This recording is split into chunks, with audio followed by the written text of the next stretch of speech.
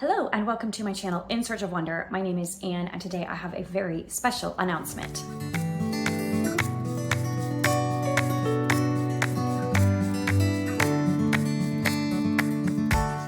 Today I have a very special announcement about a readathon that I am co-hosting for the month of November. Morgan at Morgan's Endless Bookshelf loves C.S. Lewis and in particular his series, The Chronicles of Narnia. And she put together a fabulous readathon featuring all prompts related to C.S. Lewis. And so we are going to be hosting this readathon the entire month. Morgan has created a bingo board of prompts that you can choose one or all if you want to participate. These are all related to C.S. Lewis titles of his books, and it's going to be a lot of fun. C.S. Lewis is one of my favorite Christian authors, and I have a goal to eventually read all of his major works. And I have made significant progress on that, but I'm not done yet. So I'm really looking forward to this readathon and I hope that you will join us. I will link all of the information in the description box below, and we look forward to joining with you in reading about C.S. Lewis and works related to C.S. Lewis and things inspired by C.S. Lewis. Let me go real quick through the prompts, and so you can start thinking about ideas of what you want to add to your TBR for the month of November. The first prompt is, of course, Narnia. So the idea is to read a middle grade or a fantasy, because Narnia is fantasy and it's middle grade, and a fantastic example of both of them. So that is the first prompt. The next prompt is Mere Christianity, a Christian nonfiction. And it's a good time to read one by C.S. Lewis himself.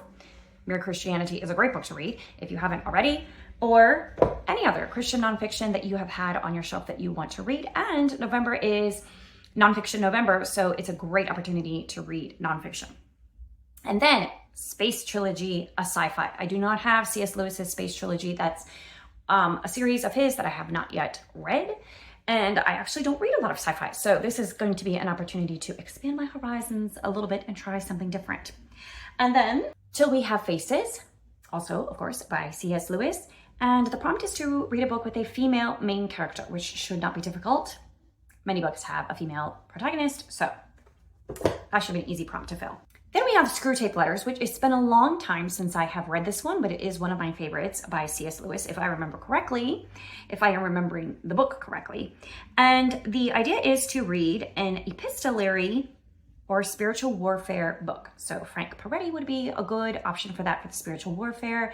Epistolary books, so many options. So read an epistolary or spiritual warfare book for that prompt.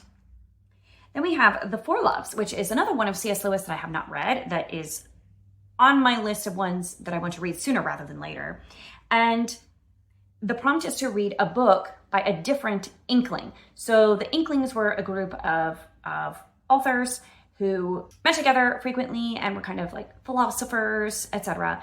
I will leave a list of names of those who are officially members of the Inklings Club.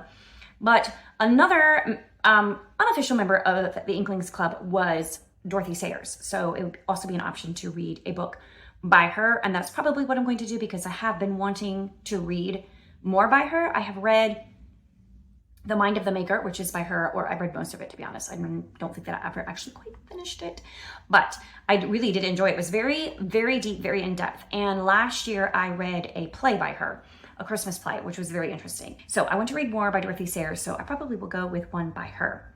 And then we have The Discarded Image, a book that inspired Lewis. So good options for this would be George MacDonald or J.R.R. Tolkien, who was another one of the Inklings, and many others. There are many authors who inspired Lewis. He was an avid reader and his whole entire life read many books. So that would be an easy prompt to fill, books that inspired him. And then Surprised by Joy, and the prompt is to read a Christian autobiography. And there are many great ones. A quick recommendation for me would be maybe Through Gates of Splendor by Elizabeth Elliot, which is a lot about her husband, Jim Elliot. So maybe not technically an autobiography, but obviously her story is a part of his story. So, and it goes on, I think, to tell some of what she did as well in the years following his death. So that is one that would be a fantastic autobiography to read. But there are many fantastic options for that prompt. And also that will fit great with Nonfiction November, again, if you're looking for some inspiration for Nonfiction November. And then finally, The Great Divorce. And the prompt is to read a book with stubborn characters.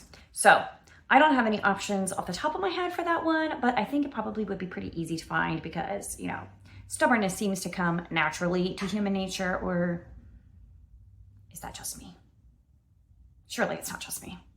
Anyways, those are the prompts for our C.S. Lewis readathon. I hope you will consider joining us. If you are joining us with one or any of these prompts, please let me know in the comments below and what you want to read for this, or any C.S. Lewis books that you have really loved and or want to read and that are on your TBR. And I will see you next time. Bye. Future Anne here to say that I forgot to mention an important detail about our readathon, and that is that we are doing a group read of Miracles by C.S. Lewis. And I'm really excited about this because I've never read this one by C.S. Lewis, and I do want to read all of his major works. And so I am looking forward to this one. It is, let me read the synopsis here in the front cover. Do miracles really happen? Can we know if the supernatural world exists? The central miracle asserted by Christians is the incarnation. They say that God became man. Every other miracle prepares the way for this, or results from this. In Miracles, C.S. Lewis takes this key idea and shows that a Christian must not only accept, but rejoice in miracles as a testimony of the unique personal involvement of God in creation.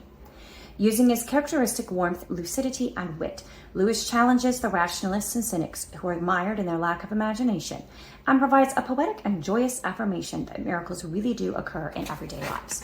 So I'm looking forward to reading that in November, and I hope that you are able to join us with that.